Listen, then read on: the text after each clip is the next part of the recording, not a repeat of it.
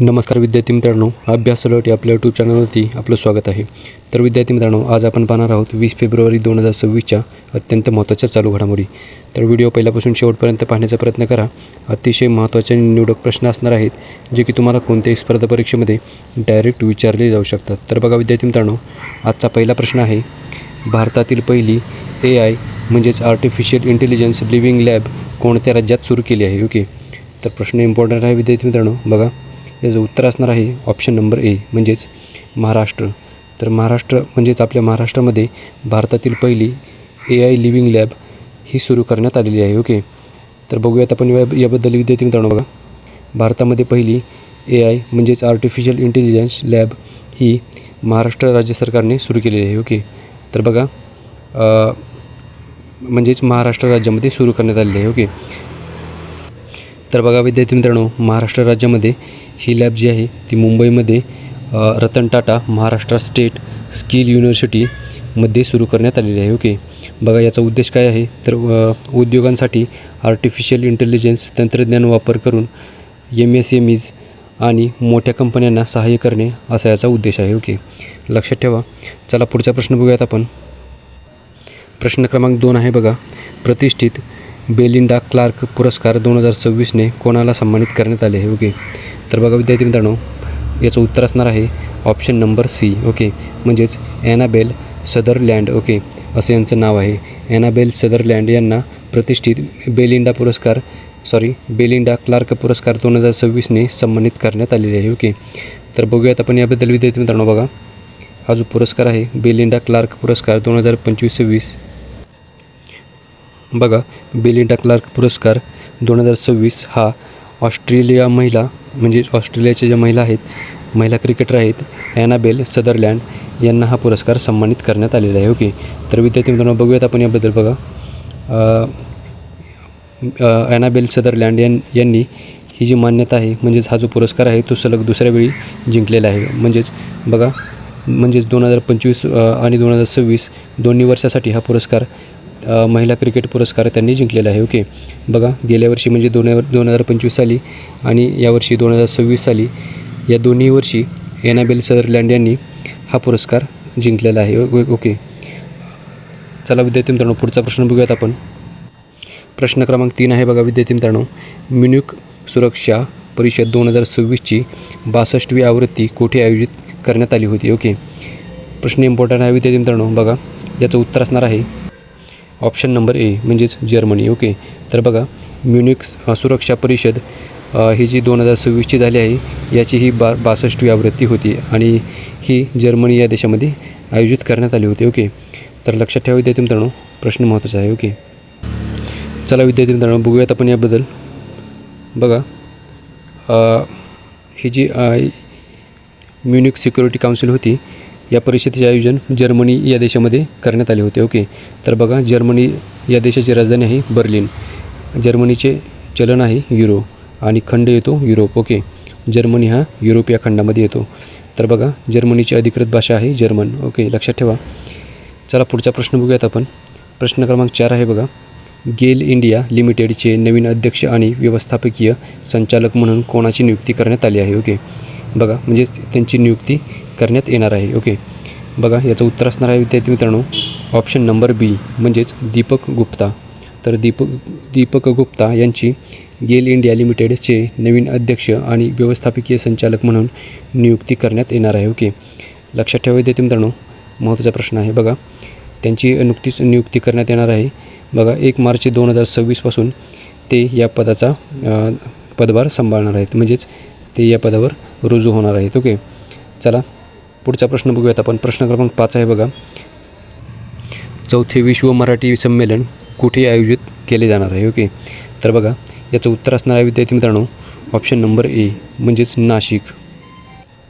तर बघा विद्यार्थी मित्रांनो, नाशिकमध्ये 4थे विश्व मराठी संमेलन आयोजित केले जाणार आहे. ओके, लक्षात ठेवा विद्यार्थी मित्रांनो, महत्त्वाचा प्रश्न आहे. ओके, तर बघूयात आपण विद्यार्थी मित्रांनो, हे जे 4थे विश्व मराठी संमेलन जे आहे ते नाशिकमध्ये महाराष्ट्र या राज्यामध्ये आयोजित केले जाणार आहे. म्हणजे आपल्या महाराष्ट्रामध्ये नाशिक या शहरामध्ये हे आयोजित केले जाणार आहे. ओके, तर बघूयात आपण विद्यार्थी मित्रांनो याबद्दल.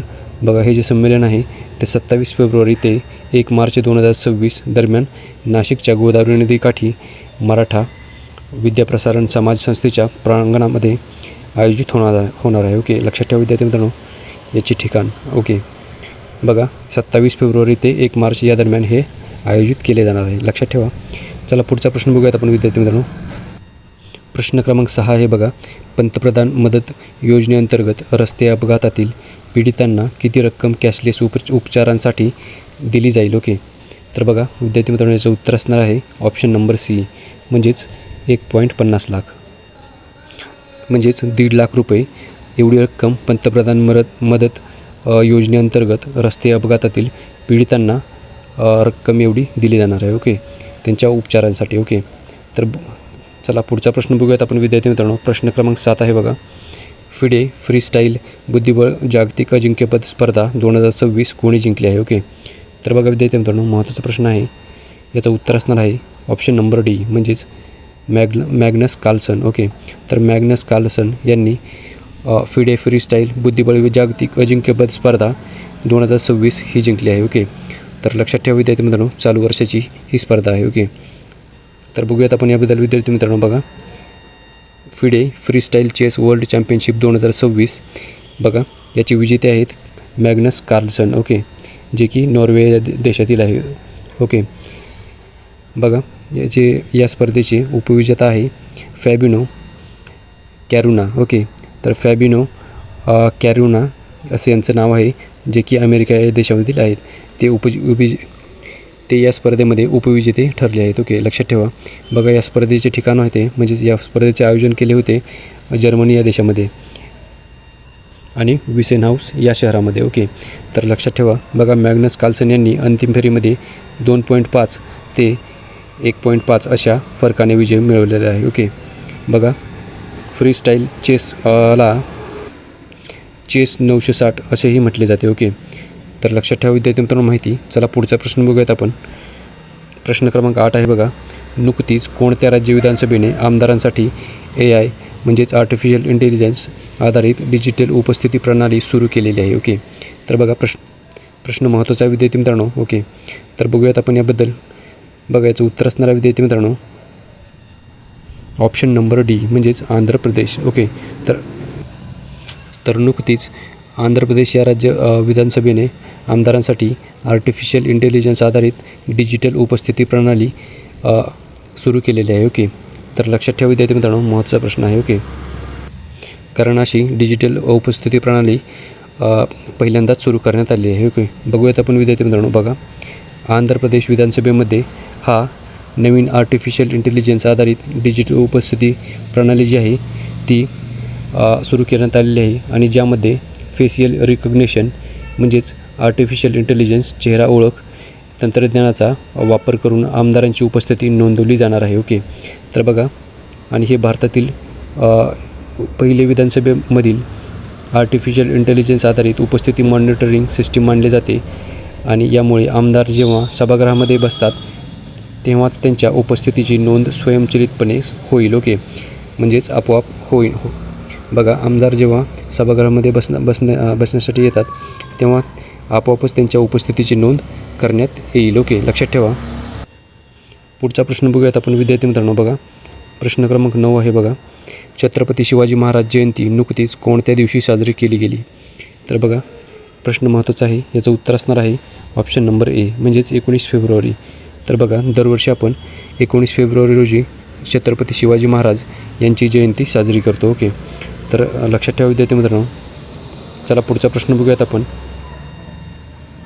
असोसिएशन फॉर डेमोक्रॅटिक रिफॉर्म्सच्या अहवालानुसार कोणत्या राजकीय पक्षाला इलेक्टोरल ट्रस्टकडून सर्वाधिक देणगी मिळाली आहे. ओके, तर बघा याचं उत्तर असणार आहे विद्यार्थी मित्रांनो भारतीय जनता पार्टी. ओके, म्हणजे ऑप्शन सी याचं उत्तर असणार आहे भारतीय जनता पार्टी यांना.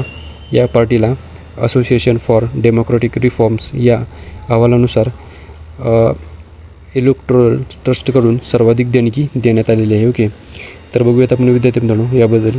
बघा 2024-25 या आर्थिक वर्षामध्ये इलेक्टोरल ट्रस्टकडून मिळालेल्या एकूण निधीपैकी सुमारे 82.5% एवढी देणगी BJP म्हणजेच भारतीय जनता पक्षाला मिळालेली आहे. ओके, तर बघा विद्यार्थी मित्रांनो, त्यानंतर म्हणजेच दुसऱ्या क्रमांकावर आहे इंडियन नॅशनल काँग्रेस आणि नंतर आहे all India Trinamool Congress. Okay, याप्रमाणे ही लिस्ट आहे. ओके, तर सर्वाधिक जी देणगी आहे ती भारतीय जनता पार्टी याला देण्यात आलेली आहे. ओके, म्हणजेच याला मिळालेली आहे. ओके, लक्षात ठेवा. आणि व्हिडिओ कसा वाटला विद्यार्थी मित्रांनो ते तुम्ही कमेंट करून सांगू शकता. आणि व्हिडिओ आवडला असेल तर व्हिडिओला लाईक करा आणि चॅनलला सबस्क्राईब करा. ओके, तर विद्यार्थी मित्रांनो भेटूयात आपण उद्या. धन्यवाद.